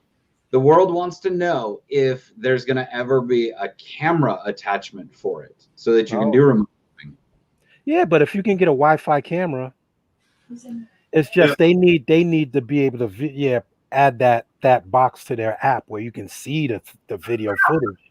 Yeah, I mean, some of it would be pretty cool. I mean, I would love that stuff. That's the way the future. I think everybody should have that now. The that's too funny. Oh yeah, the HYDROS. Love it. Ryan's here. There we go. Ryan's in. Hey, there we go. Hey, Ryan. Back for another. Hey guys. Back for more. Back for more every day. Couldn't get enough, eh? No. No. Were you there for the stream? Did you see those questions flying? Man, I've been watching it since minute 1. Actually, minute -35. We appreciate the support. I got my doggy. compassion. Actually, it's more like Elisa's dog that wants to love all over me. Yeah. But, so what do you think? What do you think? You know, I've been talking to Sean a lot about the HYDROS, and I've been pretty skeptical about the HYDROS, only because I don't know much about. See, told you. Only because I don't know much about the HYDROS. Okay. And after watching this evening's video and Carlos and David talking about the HYDROS, I'm kind of intrigued on running our store on it. You know, I mean, I don't know if y'all know, but we're actually building a store out here in Texas, and I'm kind of interested in possibly running our entire store off the HYDROS because he said something like 50 some. Ava, girl, you need to get out the way. She wants some serious attention. She wants loving. But no, I'm actually really serious about possibly looking into running the HYDROS system throughout the entire store. Yeah. You know, two of my main concerns were running the salinity probe. Now, I have an Apex. I am pro Apex all day, every day, up until this point, and even today, I don't have any problems with Apex because salinity has not been an issue for me. I've been able to do everything I've wanted to do on the Apex up until the Gen 5s come out. Sean's not a big fan of Mobius. I like Mobius. I think it reminds me of the AI Prime app. Yep. And I love it. But it's kind of cool that they're possibly going to add the Gen 5 or Radeon controlling on the lighting. I think it's awesome that they have Wi-Fi already built into their HYDROS Control 4. There's a lot of aspects in that in the controllability of the HYDROS Control 4 and even freshwater. I mean, up until this point, no freshwater left out in the cold enthusiast had a controller. And this puts it cost effective where exactly. I mean, we in the freshwater, you're going to spend the money on your CO2 tank, your regulators and everything. It pays for another $200 to monitor the pH. Yeah. We really don't monitor the pH. Really. You set the bubble count and that's pretty much it. But no, I mean, when you run, like I asked a question on there earlier, like, how does it pertain to a calcium reactor? And literally that second, he was answering the calcium reactor answer, and I was like, "Oh, snap!" Which that's a big feature for me. What? Say it again, Ryan. I'm sorry. The calcium reactor. That was one of the questions I wanted to ask him too. Yeah. Yeah. So I was really skeptical at the beginning, but some of the other things that we don't ask is in the Apex to buy 8 more outlets, it costs $250. Oh, I know, right? Right, and I mean I've got 4 of them controlling the big system behind me right here. This system, I've got four of them, so I spent $1,000 basically on that one. 2 on the Hulk. I got 2. All of them. Yeah, but it costs $35 to run the outlets for the Control 4. I'm sorry, and they're each identifiable on your app. True. This is the poor man's controller, but 2020 controlling. You know what I mean? Yeah. Like, how do you ask for a better option? My only thing that I did think about is that you can't connect it directly if you wanted to kind of wayside that Wi-Fi, like just run directly. But honestly, who connects directly through a Cat 5 or a Cat 6 cable nowadays? Well, until the last 3 years, that Apex had a lot of flukes with the Wi-Fi. I mean, Wi-Fi has improved. They've integrated the Wi-Fi feature into their newer controller. Yeah. My older controller has I bought a router for it and just went past that crap. But there was a lot of issues. I mean, if you look on the complaint boards, a majority of them were the communication between the brain and the devices, that unit. So people were hardwiring. I mean, one of my guys, an engineer, system engineer, he runs Cat 5 through his house. So he runs ports to his tanks. I ran throughout my entire house just for the safety factor. Yeah, exactly. So now you really don't have to do that. Exactly. But here's the other thing, though. Like Carlos said in the live chat, you have 1, 2, 3, 4, however many HYDROS Control 4s, and if one goes down, the next one picks it up. If one goes down, the next one picks it up. If one goes down, the next one picks it up, so on and so forth. However, the other side to it is, even though the internet may be down, they will all communicate through as long as the router is on. Like if your power goes out, there's nothing you can do, right? No. But as long as your power is on, if your internet goes on, I can't tell you how many times that our internet has gone out and I can't see anything. However, everything is operating, right? Yep. So the power is still on. The aquarium lights are still on. The pumps are still on. I can't see nothing. However, in this scenario, if the power goes off, nothing works. If the power is still on, but your internet, say a thunderstorm comes across the board, wipes out your internet, everything is still going to communicate together as accordingly. And if you are connected to your router, you can still control it through via your app, if I'm not mistaken. Yep, you can. Yeah. That's kind of a big deal. No, it is. Well, we didn't ask them if the power goes down, and I'm assuming it has the refresh. When it comes back on, depending on how long, like, will it maintain those settings? Let's say the power goes out for a day. Will it come back on and maintain the program within that unit? Yep. So it'll keep that in its memory, and when it reboots, it'll reboot back to whatever state it was in when the power went out. So let me say this. Elise, my wife, Elise, as everybody knows, Elise used to be in a cloud-based setting in her previous job, okay? She agreed with Carlos in the aspect that you don't just buy one server for all of Amazon, right? You have multiple servers. Yep. And in those servers hold a memory base that whenever they go down, they don't lose all the data after they come back on. They instantly have it right back then and there. You know what I mean? It's not all is erased. I mean, imagine this. If you lost connection on your iPhone to iCloud and you lost all your pictures and all your cell phone numbers and all your data, it doesn't work like that. It's cloud-based. It is saved forever until you delete it. Yep. So it's the same. From what I understand, their entire app is completely cloud-based, and they're not going to lose any data. Yeah. You know, all your settings are going to be saved. They're not saved through the HYDROS, actual box like it used to be back in the day. It's saved through a cloud service on your phone, through your app, through the cloud, through your HYDROS. You know what I mean? Yep. And I watched it for the first time today, like learning all this stuff that maybe you already knew, maybe not. I'm coming at it from a new person's perspective. Like I'm seriously considering reaching out to Carlos and be like, hey, dude, what do I got to do to get y'all to run my entire store? Obviously not them, but there was already an answer there. They want you to send an email to be a pilot or to be in a pilot store. Hey, I'm game. There you go. Send it. There you go. Like, we're still building. Obviously, we haven't shown much of anything. There's still a lot of secrets to be shown.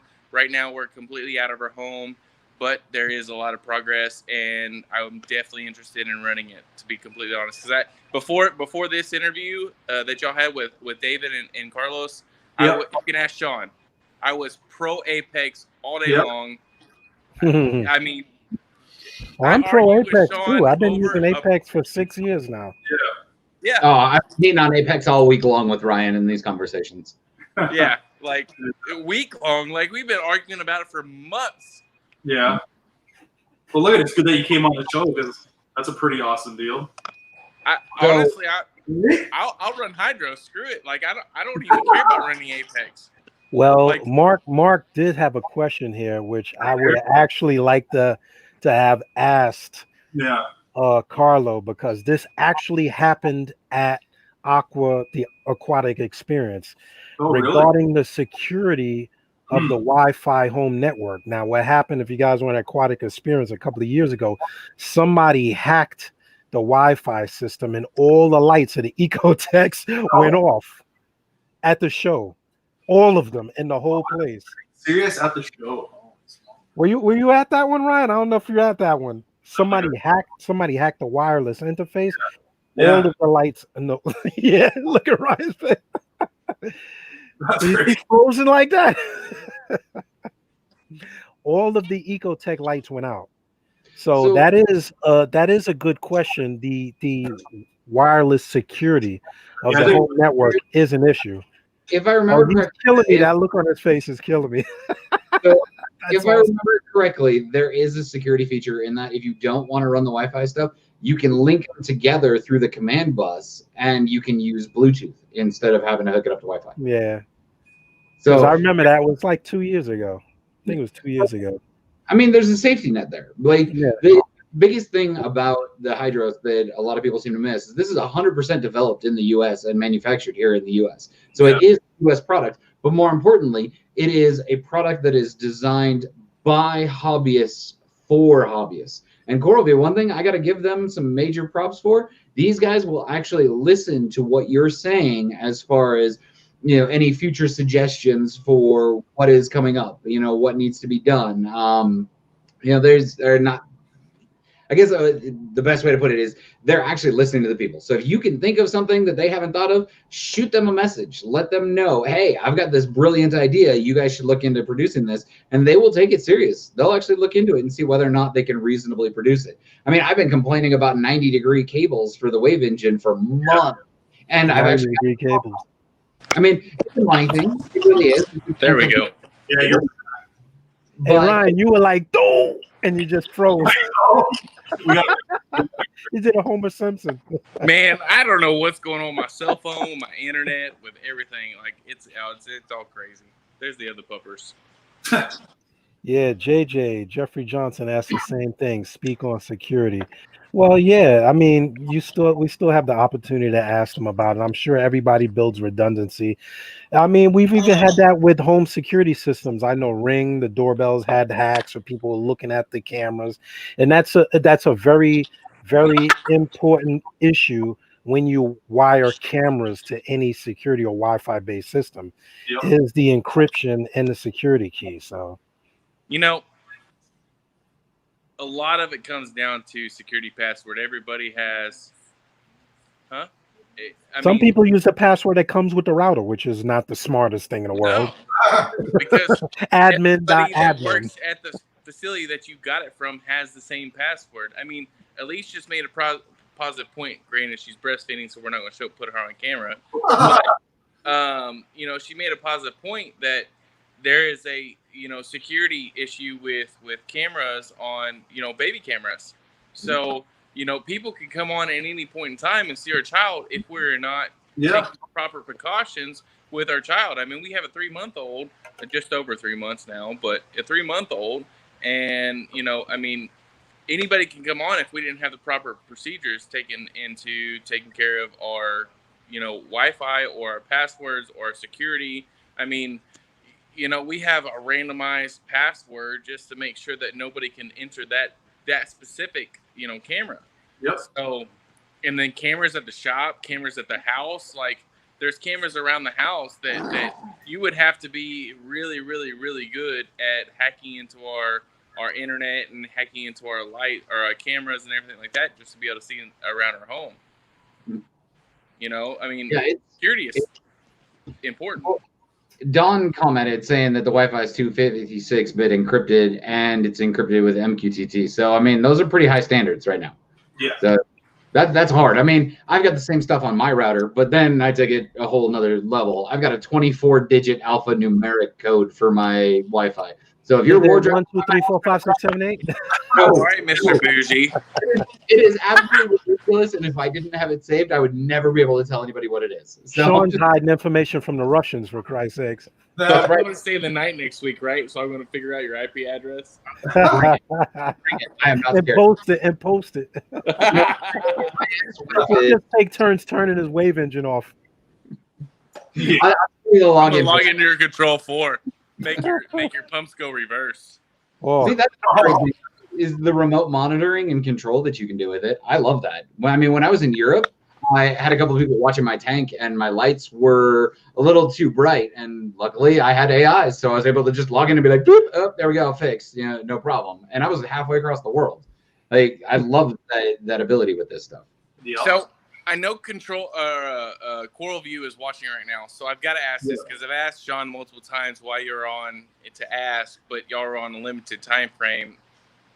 The breaker box thing, okay? I'm in love with breaker boxes on the Apex.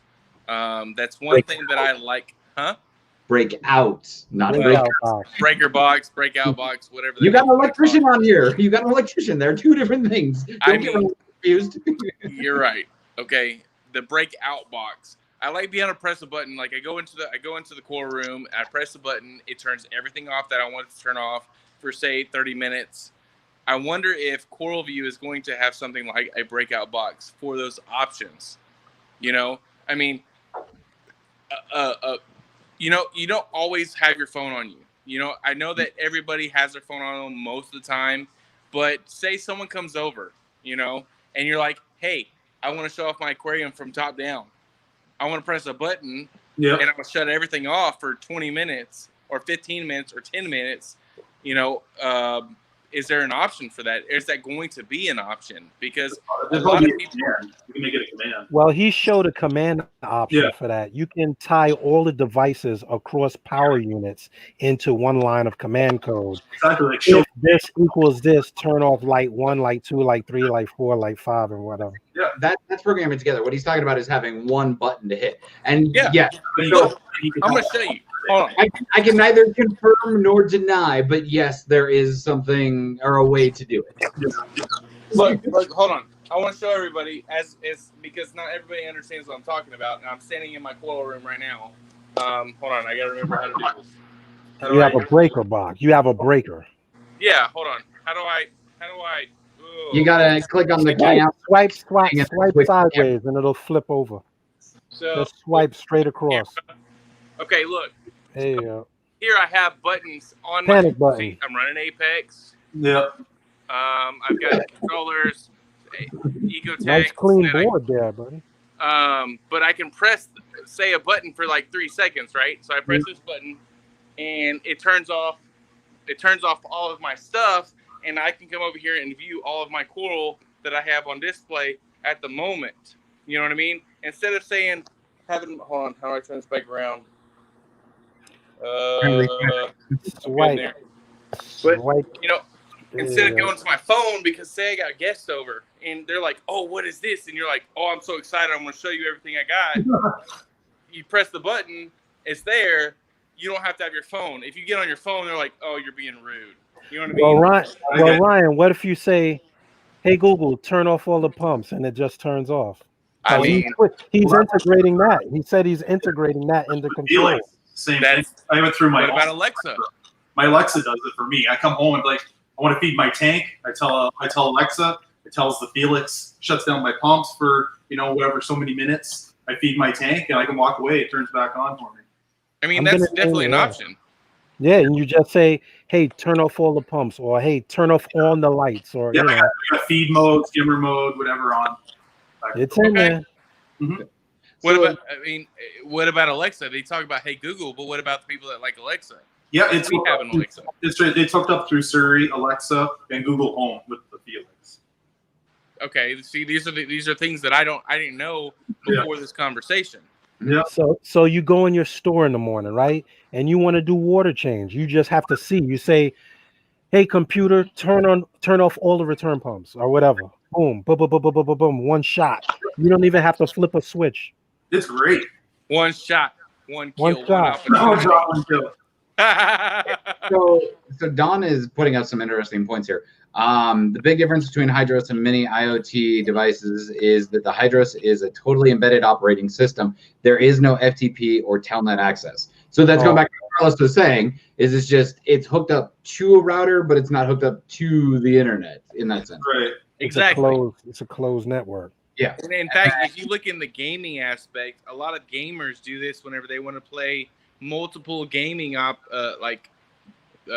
consoles over the course of the same network without having internet connection. We used to do it in the military all the time.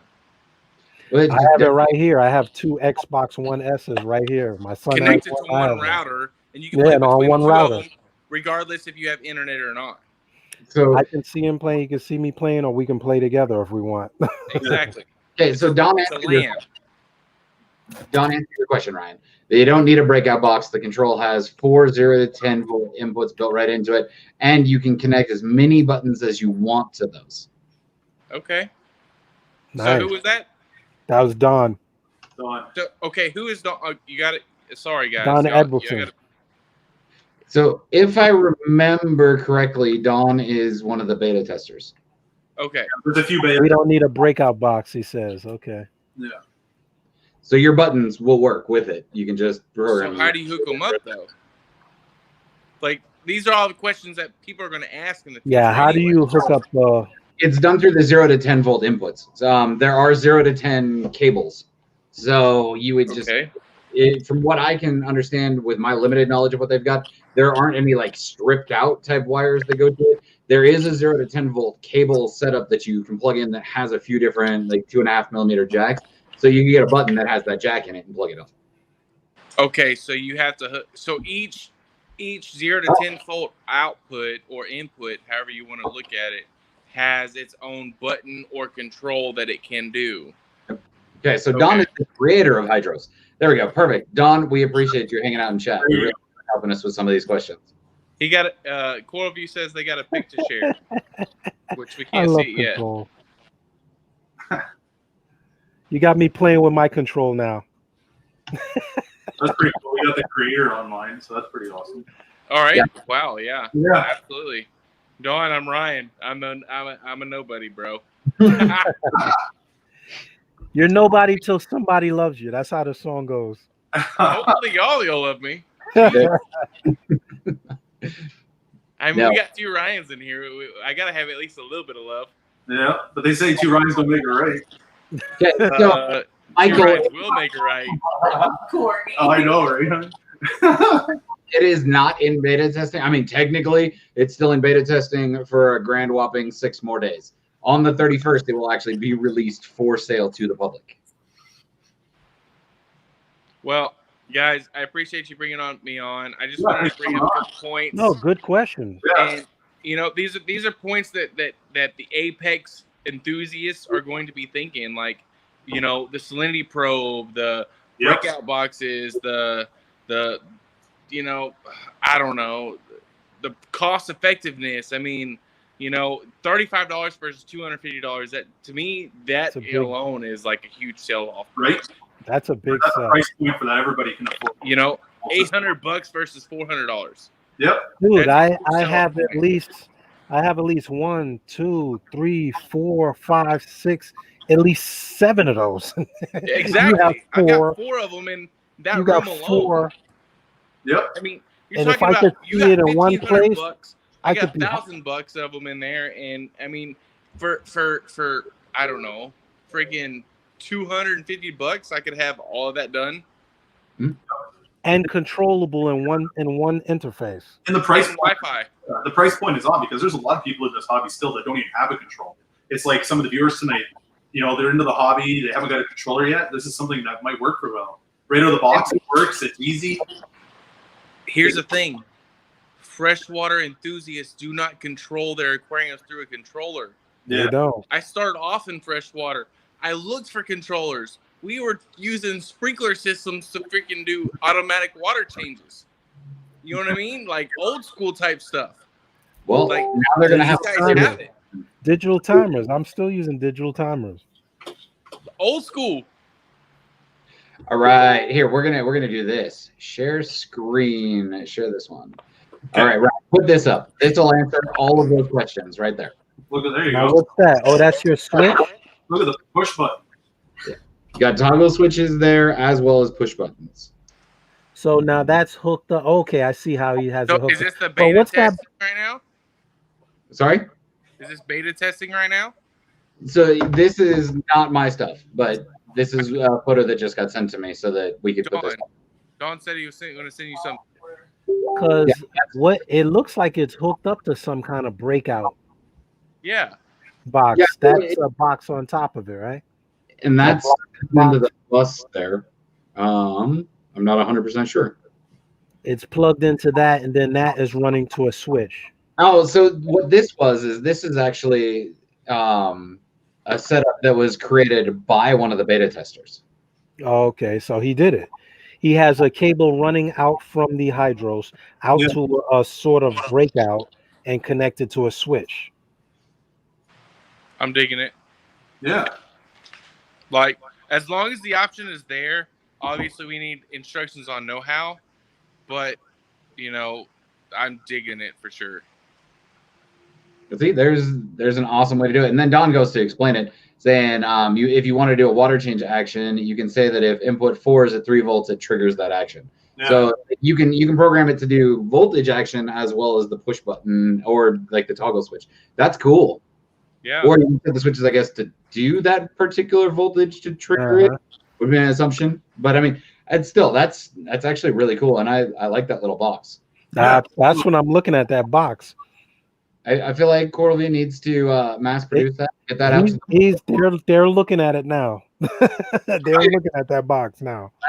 It seems simple enough. It looks like a regular breakout box, like the Apex has a breakout box. It looks like the same thing. When you have systems as big as Ryan and I's, yes, Ryan, we have the bigger systems. But when you have a systems as big as Ryan and I's, you want simplicity.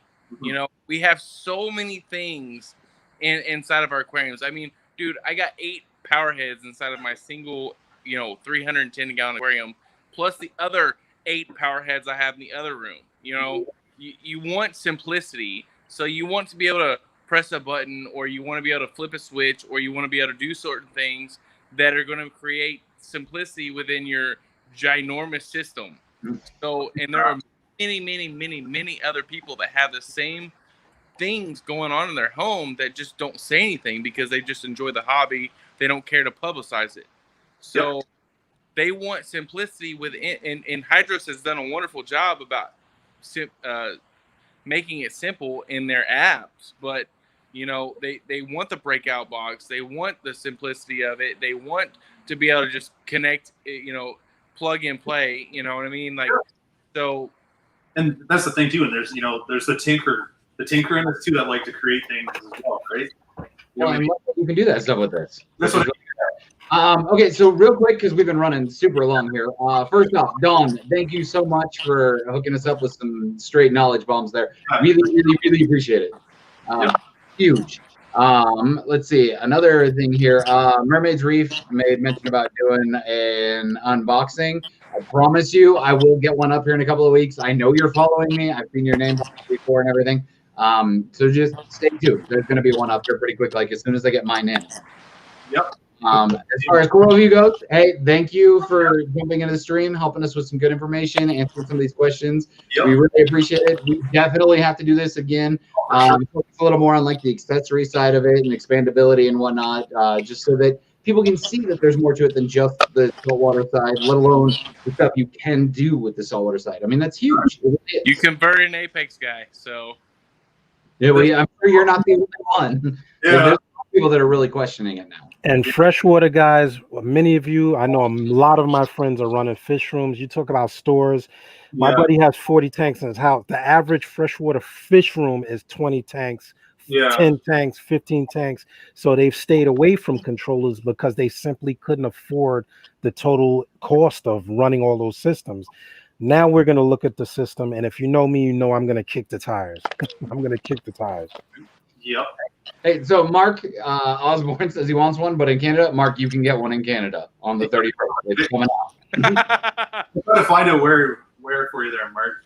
I'll find out, and we'll do a big old post in the group there, and get that information out there so that everybody knows where to be able to get it. Yeah, exactly. So we'll compile some stuff and get that squared away. No worries on that one. Baby, love it. HYDROS La Vista, baby. I know, right? All right. But on that note, I guess we're pretty much for the night. We'll get some more stuff together on this. I promise you, this is not a dead topic. We are coming back to this. Cheers. And don't forget, everybody, you still got to check out all these YouTube channels, all the Facebook pages. I know we're constantly posting updates. D from Broken, Farm Boy Reef, BeavsReef, Ari Aquatics. You want to post something, you can post something too. But all week, as I've been getting updates from the CoralView site, from all the CoralView streams, I've been posting them to all of our Facebook pages. So if you have any questions, reach out, post them on the Facebook pages, because we're trying to collaborate all this data. Exactly. Well, thanks, Ryan, for coming back on the show, man. It's always a pleasure to have you. Anytime, man. Anytime I want to talk, I will spread my lack of knowledge throughout all. Sounds like a plan, buddy. Lack of knowledge. Appreciate it. Hey, you're coming up in the world. We all started somewhere, Ryan. All right. Well, it was an amazing night today, guys. Learned a lot from this new system from CoralView. It was pretty awesome. So I just want to thank all our viewers for checking out the Reef Collective tonight. It was awesome. Thanks for all the awesome questions for, our 2 guests that we had. Pretty sweet. So hopefully we'll see you guys next week again. We'll see who we're going to have on here and learn a little bit more about reefing or whatever we're going to learn. So. Oh, no. Remember, we don't have a guest for next week. That's a Halloween special next week. Yeah, we're Halloween doing special. We're going to dress up or what? Yeah. Yeah. And then we're gonna figure out something stupid, I'm sure. Are we still gonna play a little roulette there, or we just shoot out? Oh, don't give it away yet. We're still live. Everybody can hear this. Hey, who's gonna wear a tutu? Oh, No. I'm too biased. I got Gina a Wonder Woman costume. Wonder Woman, okay. Okay, so real quick, just because this question popped up and I kind of want to answer this. Michael McKenzie asked if the wave engine is an addition to the controller. And yes, it is. It is a standalone specifically designed for running your pumps and wave makers. There you go. Okay, other than that, all right, guys, thank you for joining us. Appreciate it. This is an awesome week. Don't forget your saying, Sean. Sorry? Don't forget your saying. It's not my saying, that's Cin's. So it's real simple, guys. Don't forget to dip it and drip it. Y'all have a great week, and we'll see you next week. Have a good night, guys. Love, peace, and hair grease.